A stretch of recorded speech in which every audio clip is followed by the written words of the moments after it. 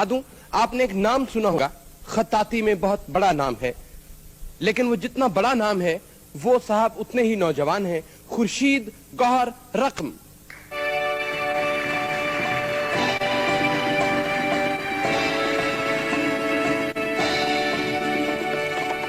शुक्रिया बुशरा नसीम आपका।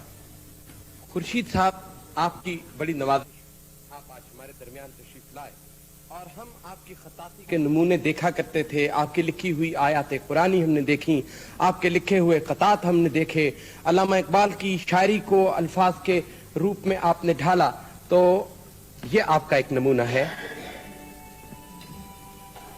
माशाअल्लाह। ये आप बताइए कि ये जो गौहर रकम है आपका, ये खिताब, ये कहीं से मिला है, जैसे जर्री कलम जर्री रकम? तो जनाब, जिस तरह शायर हजरात अपने नाम के साथ अपना तखल्लुस रखते हैं, इसी तरह जब से ये फन खत्ताती राइज हुआ है उस वक़्त से खुशनवीसों का ये तरीका चला आ रहा है कि वो अपने साथ अपने कलमी नाम का कोई तखल्लुस रखते हैं। कोई तखल्लुस? आमतौर पर यह तखल्लुस उस्ताद साहब की तरफ से भी अता होता है जी। मुझे यह तखल्लुस जनाब निजामुद्दीन बरूलवी और सैयद अनवर हुसैन नफीस रकम की तरफ से मिला। आपने ये फन किन किन असातिज़ा कराम से सीखा? इब्तिदाई मश्क जो मुझे करवाई वो बरे सगीर पाक हिंद के नामवर खत्तात जनाब इस्माइल देलवी मरहूम जी, उनसे मैंने इस्तेफादा किया।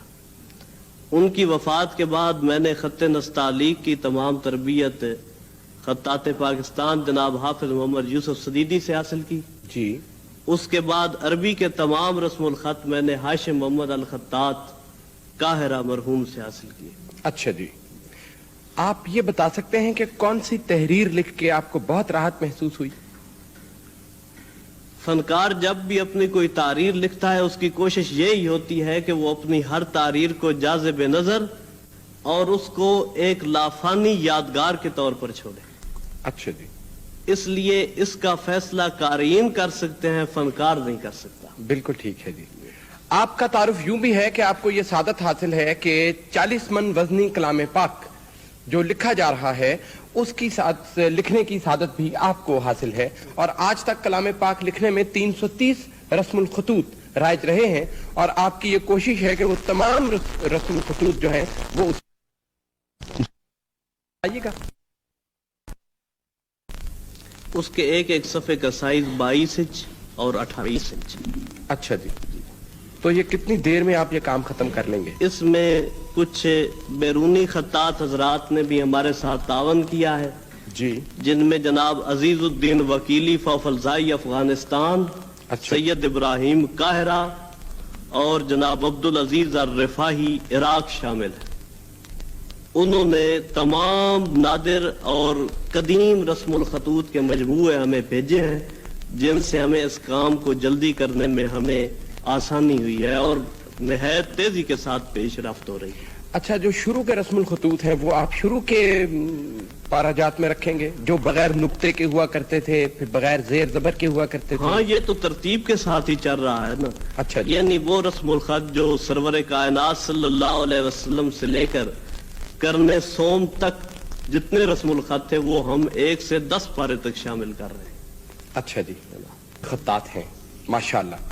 आजकल हम देखते हैं कि छोटे बच्चे, जैसे हमारा बचपन था कि हम एक आई की निब होती थी, एक जी की निब, एक जेड की निब होती थी, एक मोटा कलम होता था, एक बारीक कलम होता था, उसके साथ लिखाई की प्रैक्टिस कराई जाती थी। लेकिन आजकल बच्चे जो स्कूल में जाते हैं वो बॉल पॉइंट से लिखना शुरू कर देते हैं। दरअसल आजकल इस बात की जिम्मेदारी असातिज़ा इकराम और वालिदैन दोनों पर आयद होती है जी।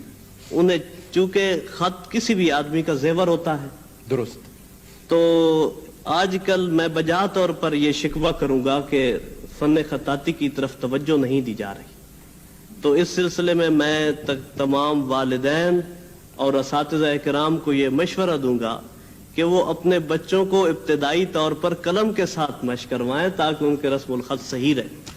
ये भी कलाम इकबाल, मेरा तरीक अमीरी नहीं फकीरी है, खुदी न बेच गरीबी में नाम पैदा कर।